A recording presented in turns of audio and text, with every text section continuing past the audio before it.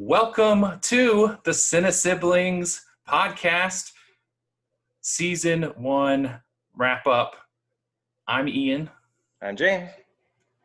And today we're just going to talk about 2020. Our season 1 is complete with our Disney movie draft with our nephew Troy. If you haven't listened to that episode, go listen to it.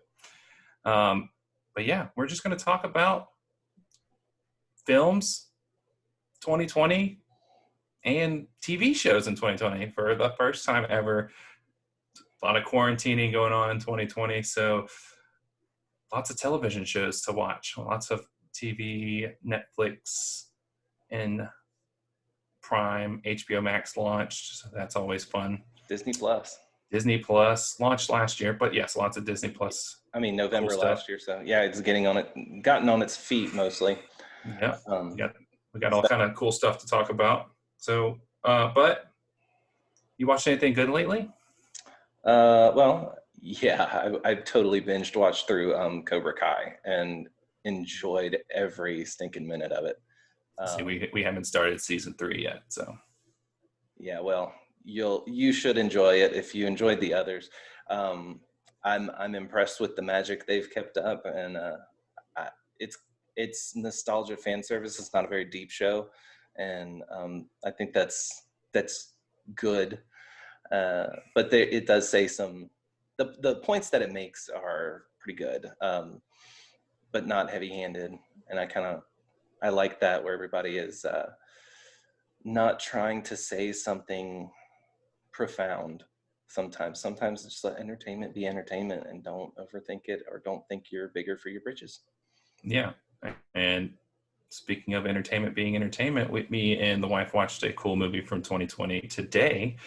It's called Love and Monsters, and it's fairly kid friendly. There's a few S words here and there, but it's it's like a post-apocalyptic thing, but it's a fun, just entertaining action comedy kind of thing. Okay. But and it's definitely a boy and his dog kind of story, so definitely like that. Nice. But yeah, that's what I watched most recently. Yeah, so one of the things I've been kind of wondering about with all these streaming services, and of course everything having to come out on streaming, and with HBO Max's, did I say that right? HBO Max, right? Yep.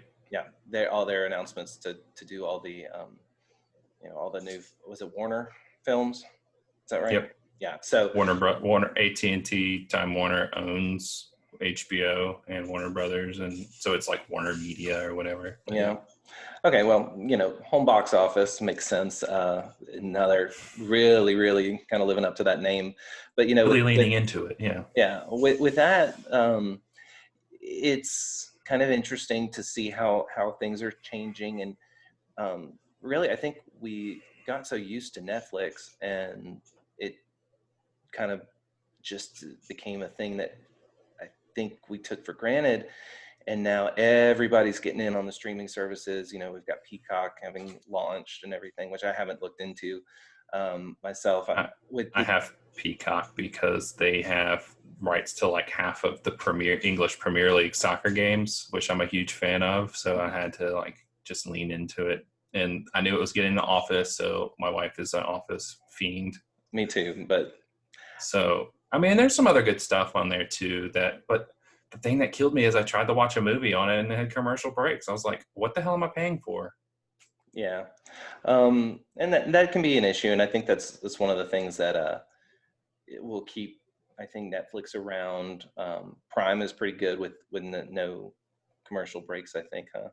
And they just kind of advertise their other shows or whatever. Right. That's cool. I'm cool with that. It confused my daughter a few times. She's gotten used to it, and you're putting on like Daniel Tiger or whatever, and she goes, "Oh, no, this is not the show. This is not it. This is not it." And it's like, just wait. You'll be fine. It's called a preview, honey. Yeah. Wait till you go to the movie theater. You'll sit through 8 of them. Yeah. If we ever go back to the movie theater. Disney Plus is quality as far as content is concerned, and with their recent announcement, I mean, kind of almost just floored at what they want to produce.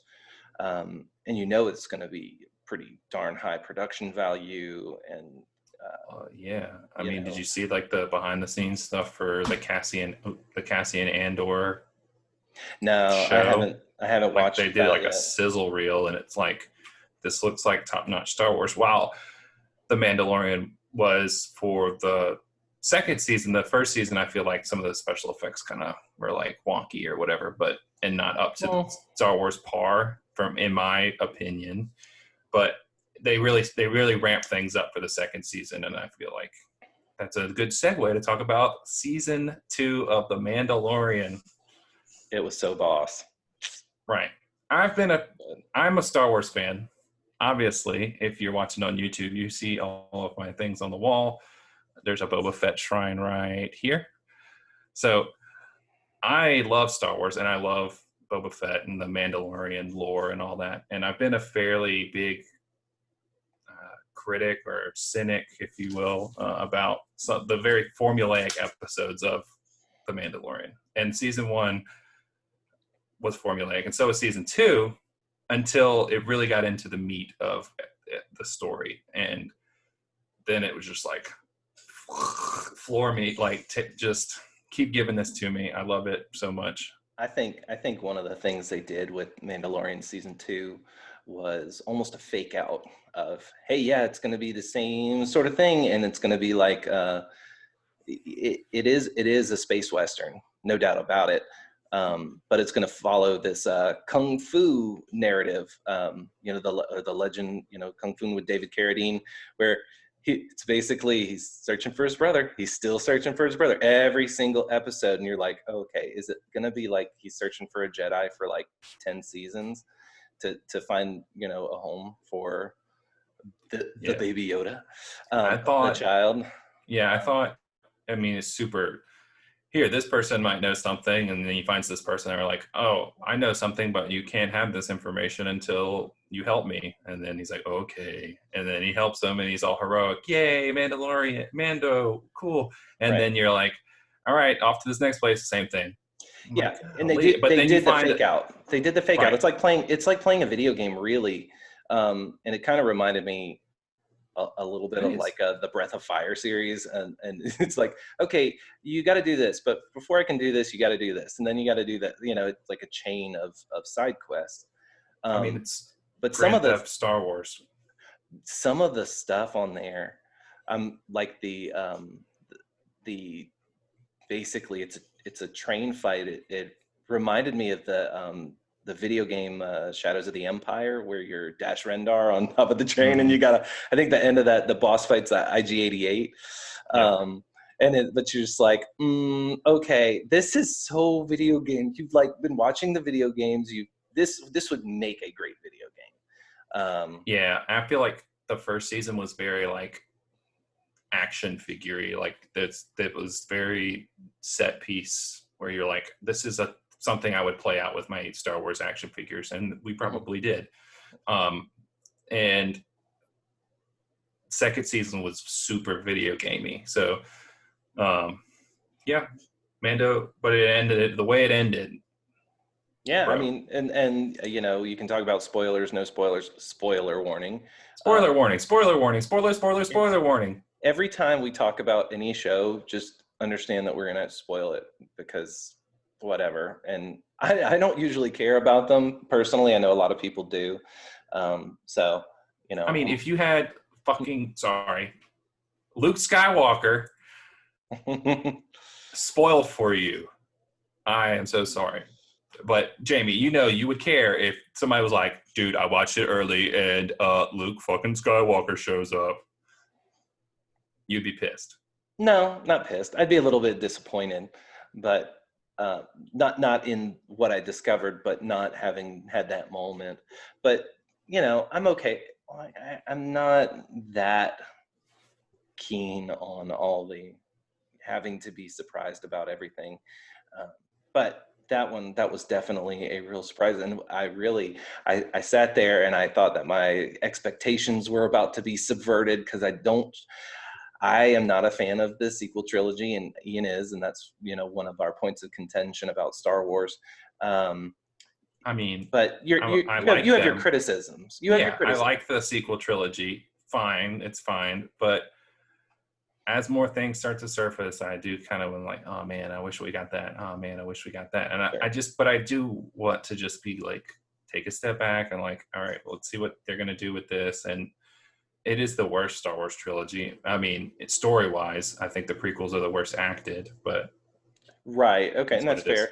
The point I was going to make though is like I came to the point that I don't trust Star Wars anymore, and I was coming to that with the prequels because I didn't everybody did.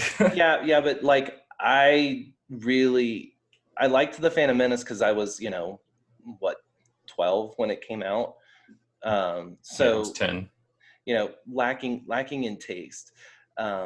But I didn't like Attack of the Clones very much, and I know a lot of people like Revenge of the Sith and say it saved the trilogy for them, and I wasn't a big fan. I liked some of the scenes, I think it was good, but I felt like it did, and even looking back at Return of the Jedi, it's like going, there's something missing about this that nostalgia has covered up. So that's a separate conversation. Sure. Separate podcast episode. We can get into Star Wars debates. We totally need to have like Star Wars debate part 1.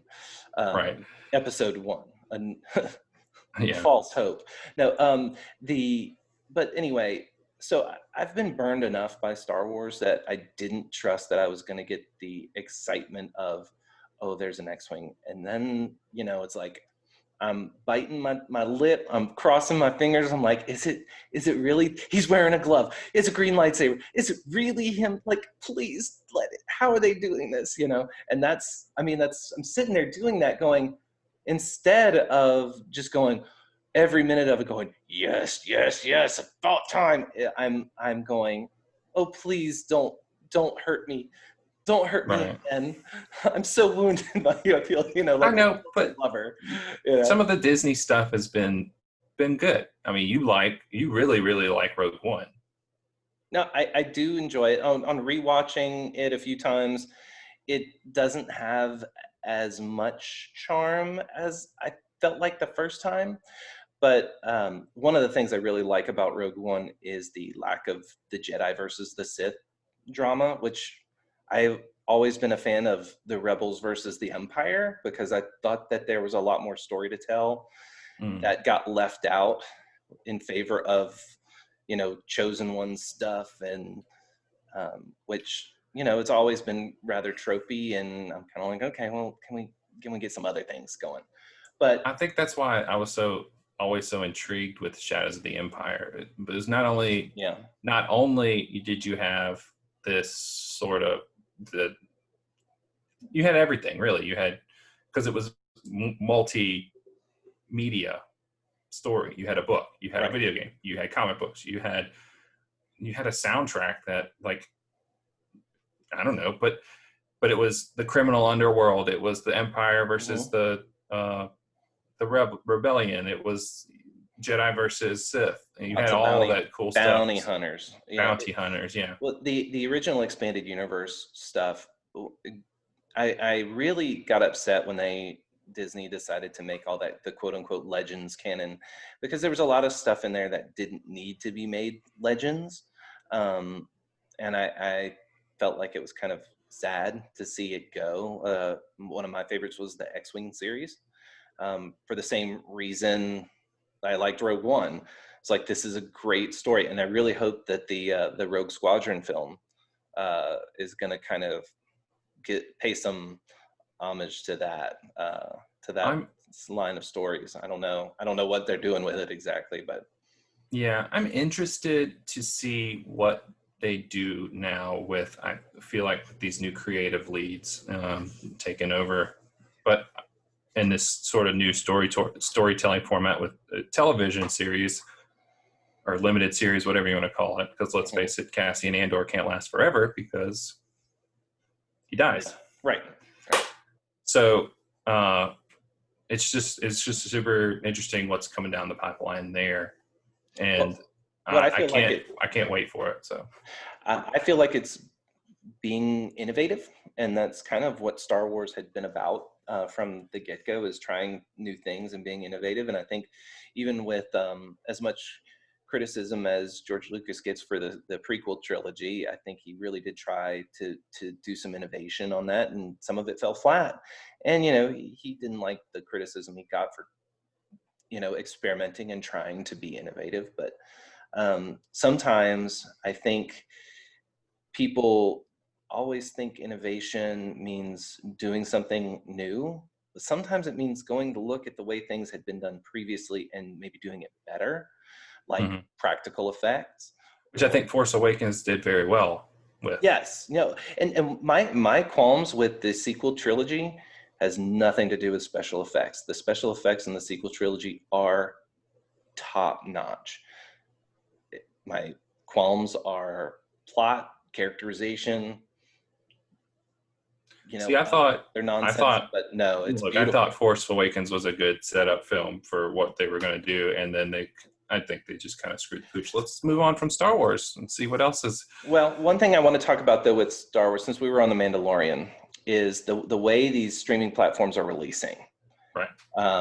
So Disney Plus is doing the one a week thing, and I talked about Cobra Kai. Netflix dropped the whole season 3 of Cobra Kai, and like Josh, who's been on with us for Saving Private Ryan, he binge watched it in like a matter of hours, and Short episodes. They are fairly short episodes, and like I knew I needed to watch it so we could talk about it.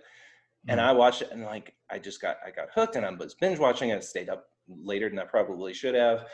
And then watching Disney Plus Mandalorian, and we were looking at WandaVision, the preview for WandaVision coming out, and Sarah, my wife, is real excited for that one to come out. And she's like, "Oh, is that going to be another week to week thing?" And so we're kind of looking at it, and we're going like, which is better and more fun, to have it all drop at once so you can binge it, or making it week to week so you can sit and digest each episode and enjoy it more, or talk about it more? See, what I think about this is I think it is completely should be up to the creators. And I think if you make it for Netflix, you are going to design a show to be the binge style show. But HBO Max does week to week too. Depending on, because if it's an HBO Max exclusive, they kind of release it however they want. Because one of the things we watched that came out this year is The Flight Attendant. And it's like they released 3 episodes, and then they released 2, and then 2, and then the season finale each that week. Makes sense. So, but I feel like some shows need a 3-episode test. Like most people are like, I'm like, okay, well, my favorite show of all time is The Wire, but give it 3 episodes. Like every show deserves 3 episodes. If you're not hooked by 3 episodes, then you let it go. But that makes sense. I hadn't actually thought of it that way, because if you're dealing with, say, new properties or an original story, say, for instance, Stranger Things, if you had to wait a week to see the second episode of Stranger Things after watching the first, you might lose audience. A lot more audience than if you could just binge watch through it at your leisure. But as opposed to, say, a lot of the Disney properties like Marvel and Star Wars, where those people are already hooked on the MCU. People are already hooked on Star Wars, and they have been for ages, decades, and generations. So there's no real worry about losing your audience. People are going to come and watch your show if you put one out week to week. But also, I think it works in their favor, because week to week allows the buzz to last longer in my mind, because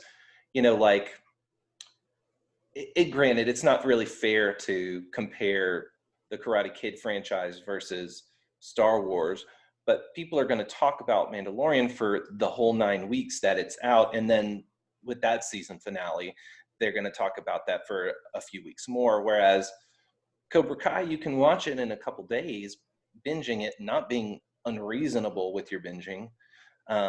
And, you know, you're going to talk about it for a week or two, and you might, you know, hash brown, you know, whatever. you keep your I hash understood brown. that reference. You keep your hash brown thing going on, but then, you know, that'll fade away too. But I don't know. So The Boys was released, season 2 was released on Amazon Prime this year, and they released 3 episodes, and then they went one a week after their 3 episode premiere.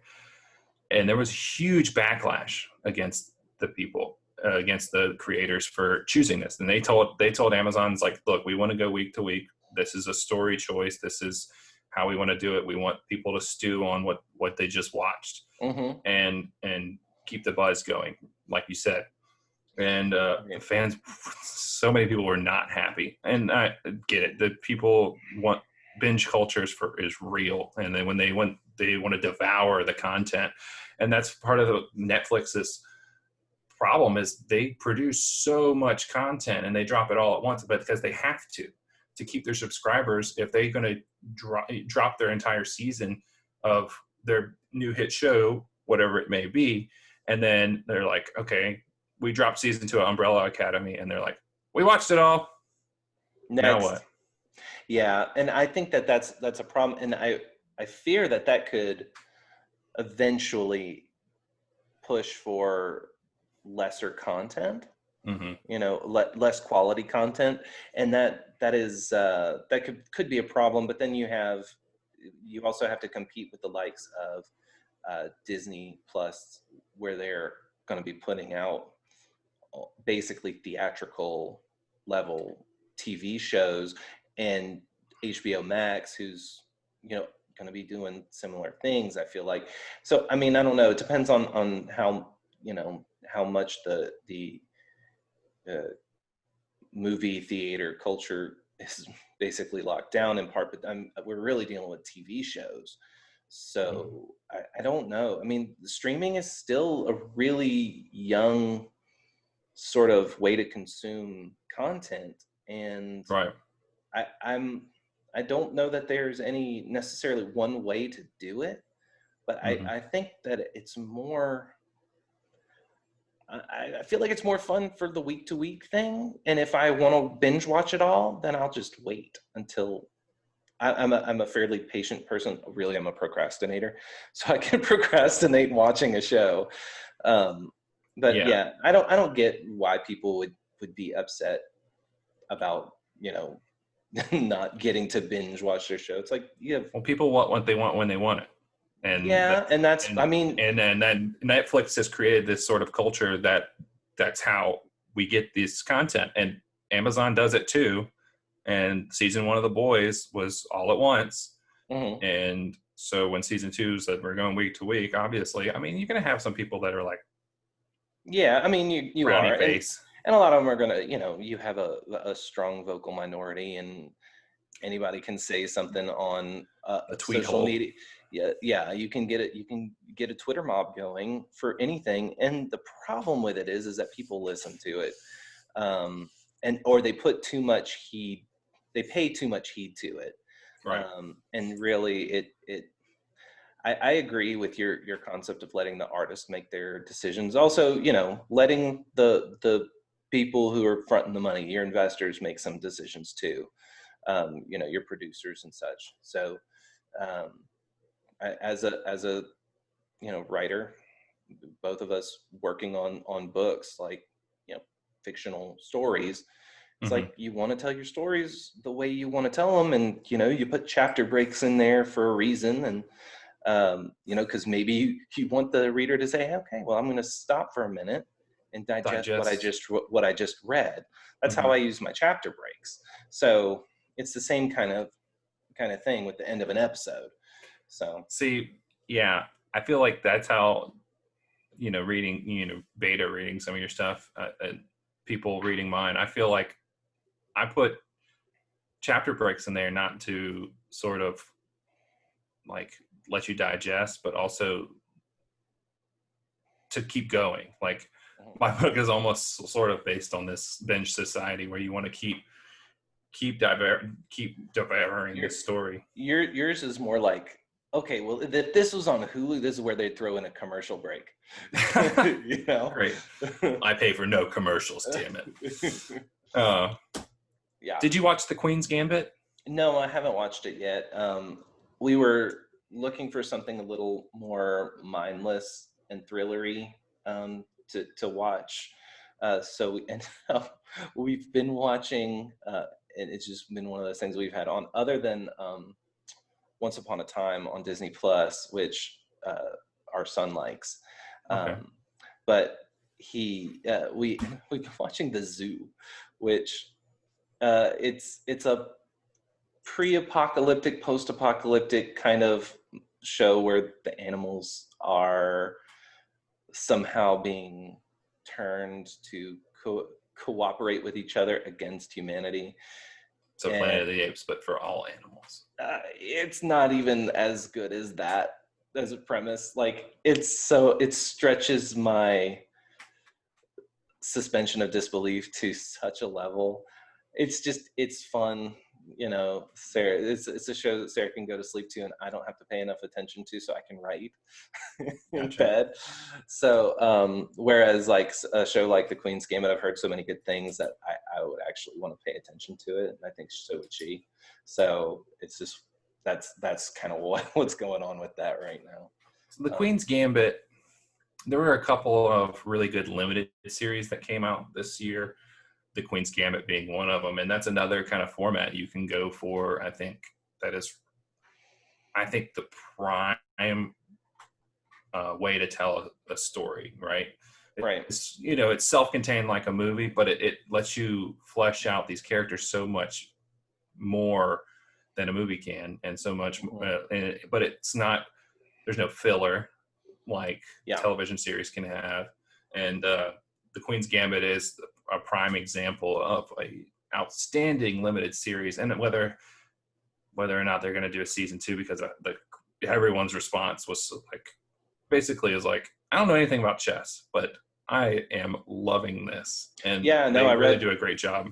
I read that I can't remember what website it was, but people doing signing up for online chess. I mean, it skyrocketed after the show came out, and that's good. I've been playing chess since I was probably 10 or so, 8 maybe, I don't know, and it's like I'm not very good, but no, I mean I know how it works. It's a good game to think. I beat Grandpa one time, and I don't know if he just let me win or if he had to point out like, oh, I made a bonehead move. But it's that kind of game. It's something that it's different every time you play it. But so hold on. The HBO Max actually released several limited series that I watched. The Outsider, which is a Stephen King book, that came out, and it was like kind of set yourself up for this murder mystery and this sort of false accusation thing, and then it definitely twists and turns into this very weird Stephen Kingness of supernatural kind of thing, but very, very good limited series. And then drinking a little art bag here. Love Life, which is kind of this Anna Kendrick art bag, the wee beastie. Love Life came out for HBO Max, which was this Anna Kendrick led anthology, not anthology, that's not the right word. Wait, what was this? Love Life on HBO Max. Oh, no. It's just about like her, adventures in dating as an adult, it was good. And then there was another show that came out this year. Sarah and I watched it. It was like all these almost vignette, like single stories, and I can't remember It was about love. It was all these Modern Love. You're thinking Modern of Love. Modern Love on Prime. Was it on Prime? Mm-hmm. Okay, and it was like Yeah, that's a was Prime it thing. had Anne Hathaway and I can't remember. He's a British Indian actor, and Dev Patel, I think. Mm-hmm. Really liked his story. Like they were all these separate stories, and I thought that Right. I was gonna not kind of like it going in. I mean, I like I haven't seen it, but it's on my list for sure. it was really good. We got hooked, and then when I found out that it's not like the same, wasn't following the same characters, I was like, oh man, I'm not gonna like this. And then Yeah, I I like. got hooked again. It's like watching a pilot of a series over and over again, and you're like, oh man, I'm hooked. And it's like I like these characters, and then I you're want to get to know them better. right, and it But was it's like a short story, like it was. They were like a bunch of short stories, and then like at the end, you know, you have some sort of denouement that really works well, and kind of gives it a a unifying feeling that you felt good about it all. Like you didn't feel like you were missing something. Right. So yeah, that's one I definitely recommend. Did The Witcher come out this year? Because that's really good. But And I have not seen it, and I like fantasy. Now, is The Witcher actually based on a book? it's a book. It's a book Okay, series by I okay, think he's Swedish, a Swedish author okay. or And Swiss. One, I think is he's it- Swedish though. yeah, it sounds more Scandinavian than Swiss. The but I knew it was a video game, Well, the right? video game's based on the book series. Okay, I didn't know if it was like Right. Anyway, which chicken laid what egg right. on that one. And you know, it's like I'm always leery of fantasy, but I love fantasy. Don't get me wrong. Like, but I'm always like, this is gonna be one I enjoy or one that I go too tropey, like too silly, you know, that kind of thing. No, it's definitely not silly. I mean, but limited series. Two other ones that HBO Max put out were The Undoing, which is kind of the same. It's based off a book, the same author who did crap. I can't another thing for HBO, but that's with Hugh Grant and Nicole Kidman as the leads. Sort of this Good murder actor. mystery, whodunit kind of thing. Is very, very crazy and emotionally charged. And then The Flight Attendant, which I mentioned earlier with Kaylee Cuoco, based on a book. She actually bought the rights to this author's book to make a television series before it was released. And they did it, and it was awesome. And it's very sort of thrilling. I can't think of the like 70s vibe spy kind of stuff, but it's modern. But they're going to go into season 2, so not really a limited series anymore because I guess it was received so well. Well, you can, I mean, have a limited series that goes on for multiple seasons. It's just, you know, when you get beyond 3, I would say you're a regular series. But also, maybe depends on how many episodes is in a season too. Right. So is it that a season is basically a season because you would otherwise want a 4-hour movie, and your next season is your sequel, Right. and it would be like a 4-hour movie, which I'm all for because you get more characterization and you get more things in. So I'm down with that. But what are your top two favorite things you watched this year that came out in 2020, this past year? Sorry. TV shows included? Yeah. Mandalorian season finale was definitely my top one. Going back through the whole year, I mean, it's really hard Right. to say Recency bias and all. Yeah, there's some recency bias. That's cool. I'm down with that. But Cobra Kai season 3, I mean, I love it. That released in 2021, dude. Okay, fine. then Cobra Kai season 2 when I got to watch season 1 and season 2 on Netflix. So all right, yeah, because let's be face it, nobody watched it on YouTube. I did watch like the first couple episodes that they had like for free, and they were like, okay, you can buy YouTube Red or whatever it was at the time, YouTube Gosh. Plus or Premium. I don't know what it is, and I was just like, I can't. I might do it. I might do it to trial and then just binge this and then cancel. I didn't even do that. Like, yeah. But I was close. But yeah. I mean, I love it. That show is fun. It doesn't. It's a karate show. I was gonna say it doesn't pull any punches. It makes fun of stuff that needs to be made fun of in some way, but it doesn't do it in a wholly mean-spirited fashion. It's poking fun. It's a comedy, and it is kind of a misspent longing for old days. It doesn't romanticize these old times. Like, it's like you need to pick up and move along, Right. but it doesn't. It criticizes some of the things that could be criticized today. Yeah, but who knew you could make Johnny freaking Lawrence from The Karate Kid one of the most likable characters in the show? Quiet! But let's be honest, Karate Kid 2 really, like, you really sympathize with him after you see his run-in, and they kind of go through it in season 2 of Cobra Kai. Yeah, with his run-in with his old coach after he loses to whatever his name is, Danielson. Danny LaRusso. Yeah. Danny LaRusso. Yeah.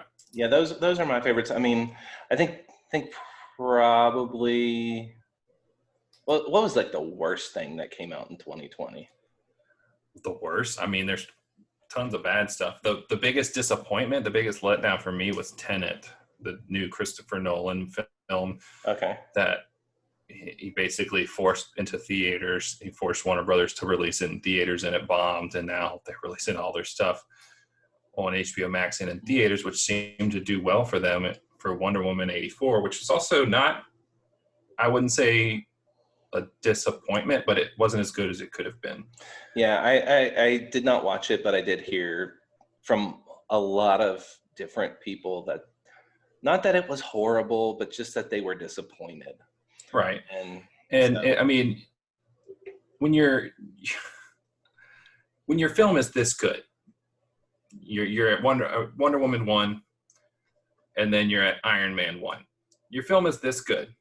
I would put them on par with each other. And then you go, here's Iron Man 2. And then here's 1984. You're way down. It's a fairly good comparison, because Iron Man is an excellent film, and then Iron Man 2 is dreadful and painful to sit through and boring. And 84 kind of... I've rewatched it recently. It's not that painful to sit through. Okay. But this is my take. So let me have it. So in 84, while it has some really cool moments, it kind of drags on, and so being disappointed is one thing. Saying that it's the worst movie or whatever is kind of a stretch, but I got you. Yeah, well, I mean, again, I haven't seen it, but also with the reviews, I felt no compunction to spend my time on it right now. I know. No, I'm going to watch it eventually, but no, I'm not talking about critics' reviews, because I actually paid very little heed to critics. Right. I'm talking about people who I kind of respect their general opinions, or at least as far as I'm interested in what they think about having watched a movie.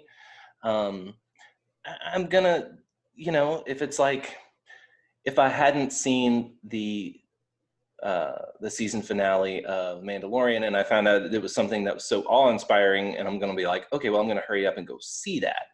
Right. Which, okay. It was kind of like why I went out and watched Cobra Kai, because I kept hearing like such awesome things about it, and I was kind of delaying. I don't go out and just jump on a movie on opening night. That's never been me, or it's rarely been But me. now I you did can it with watch Lord it of in the your Rings. house. Yeah, but it doesn't matter. I've got things to do. I've got kids to take care of, and also like, that's one I could watch with the kids. So it's Oh, for sure. It's definitely even more kid friendly than most of her previous entry. well, good. So when I asked you what your two favorite things were after you finished, you were supposed to ask me what my two favorite things were. So Well, I I'll don't just know. go ahead. You'd already gone into some litany of all the different shows that had come on and little reviews, so I didn't figure. Well, I didn't talk about my two favorite things that came out in 2020. At least my two television picks. The final season of Dark on Netflix, which was this very dark That's a time German travel. show, isn't it? Well, it's a Netflix show, but it's Netflix's first foreign production, I guess you would say. Yeah, it is German. So if you don't like subtitles, not for you, I guess. Or you can watch it with dubs, don't do that. But yeah, it's a dark time travel show that's set in a small town in Germany. The final season of it was chef's kiss. Perfect way to go out on I think what is the best show quality storytelling Netflix has to offer. And then late last year, or 2019, a show on HBO came out starring Zendaya called Euphoria, and I enjoyed that a lot. But because of COVID, their season 2 production didn't get to go off like they wanted it, and they did these very small productions of. They did 2 episodes. One released last year, which was just based around Zendaya's character, and it's just literally her. She's battling drug addiction and all this stuff in the show, but it's just her. The whole episode that they released, which is called "Trouble Don't Last Always," is just her and her AA sponsor, who's this older gentleman they just sitting in a diner on Christmas Eve and talking about life. And it's literally the best thing I've ever seen. The cinematography is on point. Not ever seen, but seen this year. Like, I could watch them for 3 hours, just sit there and hash out all the ins and outs of drug addiction and is there a higher power, and what belief in God has done for this guy, and this guy struggled with his kids and his failed marriage and what drug addiction has done to him. And it's just like the entire time you watch her, her acting is so on point too. She's putting these things together as he's talking about them, and you're like, oh my God, I feel the gut punch that she feels, this character feels. And it's just, and the guy who made the show is just like a cinematography genius, apparently, because the entire first season was great that way, in that regard too. But I'm going to ramble on. I could talk about it for a long time, but yeah, that was the best thing I saw in 2020. Awesome. Yeah. All right. So what else have we got going on in 2021? Let's 2021. Well, our next episode, our season 2 opener, we're going to draft with just me and you. Mm-hmm. We're going to draft top 5 Tom Hanks movies. That'll be good. Yeah. Tom Hanks was probably notably the first celebrity to come out and say that he and his wife contracted COVID-19, which is while he was filming something in Australia, I believe. But yeah, we're going to do top 5 Tom Hanks movies. Yeah, we just actually rewatched, it was the first watch for our 8-year-old son, and it was big. Oh, okay. He really got a kick out of it, because I was like, oh, it's PG, it's Disney Plus, whatever, blah, blah, blah. And there's like the scene where like she's basically trying to have sex with him. My wife looks at me, we're watching it with our in-laws and our son, and she goes, what is happening? You fast forward it now. Like he touches her boob over the bra or something, and we're just like, it says PG. I'm like going, secretly in my mind, I'm going, think when this was made, there was no PG-13. Maybe. Sure. But yeah, don't ever watch, like we've talked about it, 16 Candles is PG, and there's a shower scene with full frontal female nudity in it. I'm like, what the hell? How is this PG? But this was on Disney Plus, so I just made the assumption that it was and I mean, and it wasn't bad. Like it was just like, turn away while I fast forward this, and he knows. But like it's fine.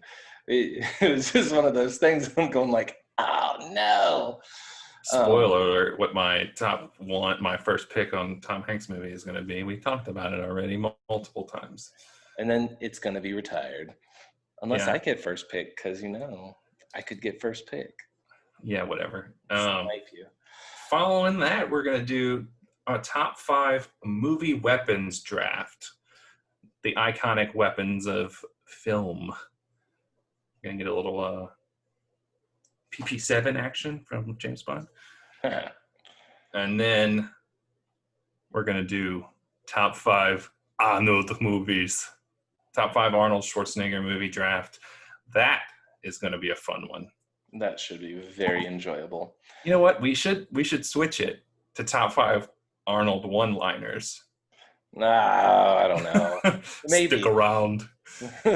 No, it's maybe that might be a fun one to do. But there's a video going on. I sent it to you. You'll have to dig it out of the stuff you've ignored from me. It's Arnold's ABCs, and so it's his one-liners A to Z. It's very good. Oh, I definitely need to watch that. It is very good. So if you haven't seen that yet, y'all got to go look it up. What else we got? We've got some possible spin-off action happening as well, right? Yeah, you want me to go first? I want to have people on to talk about their childhood and adolescence and coming of age, and with that, talk about a coming of age film, which me and a guest. I mean, that's I've had quite a few childhood experiences, teenage experiences that are fun to talk about. So, and he was way more rebellious than me, so he's got a lot more fun stuff. I have some things, but that's why I think I had a more interesting childhood, like before I got to middle school, like because I hung out with older kids, so I was exposed to a lot of stuff between the ages of like 8 and 11, and then middle school comes, and then I go, okay, well, I need to be cool now, so I had a lot less fun. Right. Meanwhile, I'm like building flamethrowers and out of a super soaker. Now, I did show you how to hold a lighter with, I can't remember, was it bug spray or like spray? Oh yeah. It was something. Lots of fire involved in our childhood. Yeah, I did. I was a bit of a pirate. And what you kind of got for your little spin-off? So I'm going with a James Splains. That's going to be my spin-off, and so it's just going to talk about different topics as it relates to movies and TV, and just delving into whatever topics I feel like I know enough about to address, and maybe hit a few things. Hopefully trying to do more of a segmented show, because my son wants to come on and share some of his opinions about certain things. So we're gonna do a little father-son stuff with that. That's cool. And it'll be fun. So his first thing he wants to talk about, and he's been bugging me to do it, and that's going to be Pirates of the Caribbean. So we're going to be talking about that and why that's fun, and the kind of maybe some of the adventure tropes that and why they appeal to audience. That's awesome. I did not know you were getting your son involved, and I'm kind of jealous. I'm sure he'd come on with you too. Right. I could tell him some crazy stories and give him some terrible ideas. Okay, no, maybe not that. This wasn't on the agenda, but what are you excited for coming in 2021? Well, I mean, with Disney's stuff, all the stuff coming to Disney Plus, as far as movies and such like that, that's one of the things I think is really good. I think productions have resumed now that they have some better COVID protocols for things. Thanks, Tom Cruise. Yeah.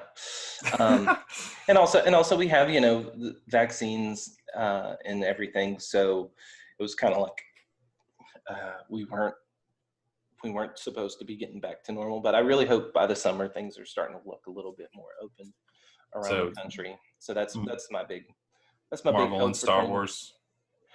I mean, I like the popular movies. There's nothing really out there that I know about right now that's coming down. I don't know when the Lord of the Rings series is planning to get released. I think that's 2022, but I don't really remember. I think we're getting Wheel of Time. Amazon's doing Wheel of Time first, and then we're getting Lord of the Rings. Okay, well. Two fantasy book series, popular fantasy book series coming back to back. Right, and that's one of the things I'm going to do a little bit of speculation on my little spinoff with Lord of the Rings, because I'm really hoping they don't go Game of Thronesy with it. That's it's one of those things that's got kind of timeless. And, the You don't want a Baron and Luthien love scene? Yeah, no, that's not okay. I don't even know if that's in the same time period they're going for or not, but no, I think that's more first age, and they're going more second age, like the Fall of Numenor. But I really don't know what they're going to do with it, and I don't trust them with it. But you don't trust Prime? Nope. Everything I watch on Prime, I'm like, that was good. Jack Ryan, I watched that. Jack Ryan was good. Hannah, I watched that. That was good. The Boys, love it. Well, see, the thing is that The Boys, I don't want them to do something raunchy with Lord of the Rings. Well, The Boys' source material is very raunchy. I didn't know that it had source material, but the thing is it's a comic book series. That's the kind of thing it's supposed to be, and I get that, and I'm okay with that. That's whatever. It's not a beloved, cherished classic and created mythology of Tolkien's.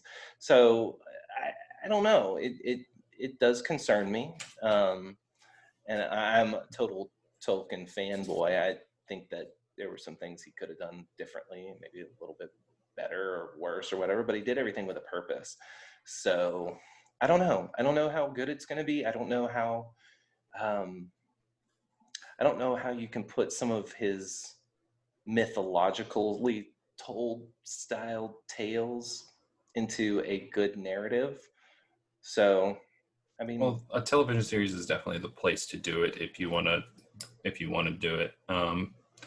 Maybe. But I think I'm on the opposite spectrum. I am excited for everything that Disney Plus is doing. I'm going to HBO Max camp. Not only are they doing a lot of cool stuff, television series that I'm interested in, but they're releasing all their movies on HBO Max the same day, which seems cool. Like I am on that in the camp of, yes, do this because this is the future we're looking at. So that means, first off, we're getting the director's cut of Justice League, which is like 80% of what we saw in the theater. We only saw 20% in the theater of what the original director, Zack Snyder, filmed. So like 80% of never before seen stuff of a 4-hour cut. I'm all for it. And then we're getting Dune. Yeah. And we're getting Godzilla versus Kong. I am looking forward to that. I didn't know that was coming out this year. Yeah, and there's a lot of stuff that's and I think Lin-Manuel Miranda's new musical, I forget the name of it. It's the same dude who plays the main character, not the main, his son in Hamilton. Yeah, Lorenz maybe. I don't know. The character is John Lawrence, and then Philip Hamilton. Same actor. I can't remember the actors. He's also in what's it called? A Star Is Born. Anyway, that's coming. can't for the life of me think of the name of the dang musical. But there's tons of other stuff coming to HBO Max that I'm super excited about. But first off, yeah, Zack Snyder's Justice League, which is, you know, as a big fan of Zack Snyder, I'm finally like get to see what his vision was for this 3-act Superman thing he's been building toward. Not well, it's very divisive. I enjoy it. So Yeah, well, I mean, you're a DC guy, so but I don't like even like I can be I can let me try to explain it better. I wasn't always just like gung ho. I love DC comics more than Marvel comics. I mean, I grew up with you and our older brother Daniel, who were Marvel comic fanboys, and X-Men, the animated series, and Spider-Man, the animated series. I was big into Marvel, but I think what Zack Snyder did with Superman and really humanized him, and really, and then Batman v Superman, and then Wonder Woman, I feel like really dug me into this DC fanboy camp.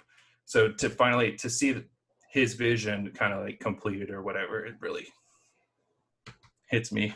Yeah. So, well, good. and I like his directing style is very visual and very pleasing on the eyes, like 300 and Watchmen. Watchmen being one of my favorite movies. So, and of course, his director's cut is better than the theatrical version. So, I mean, it's there you go. Whatever. All right. So, yeah. Anything else you want to add in? No, I think it's probably a good place to start wrapping it up. Yeah. All right. Well, until next season on the Cine-Siblings podcast, I'm Ian. And I'm James. And go watch a new movie. Or enjoy an old one. Peace out.